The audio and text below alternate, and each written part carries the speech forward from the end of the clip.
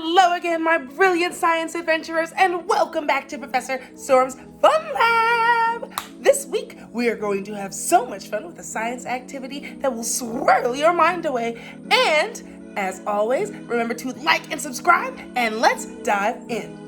This week, we're going to be creating our very own swirling, moving rainbows. And all we'll need is to pay close attention and to grab a grown-up. For this experiment, we won't need too much. All we'll need is some regular old dish soap, some milk, whole milk preferably, some food coloring, and some Q-tips.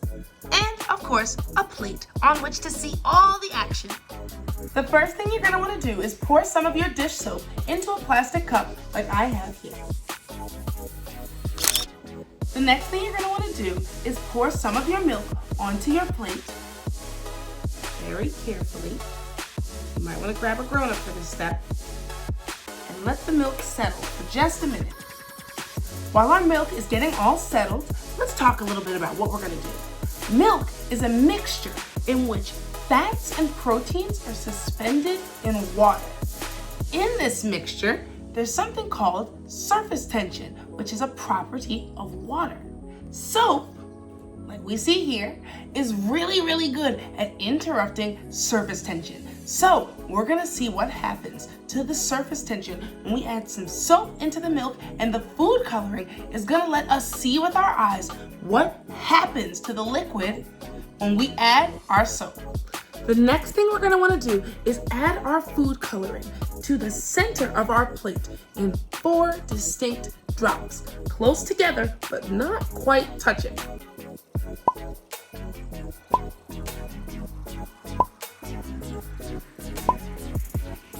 As we can see, our drops of food coloring are staying suspended in the liquid, just like all the fats and proteins. They aren't moving around. They're staying where they are. Let's see if we can mix that up by adding some dish soap. Okay, scientists, what we're gonna wanna do is grab our Q-tip, swirl it around so there's a nice big drop of dish soap on the end, and drop it right in the middle. Whoa!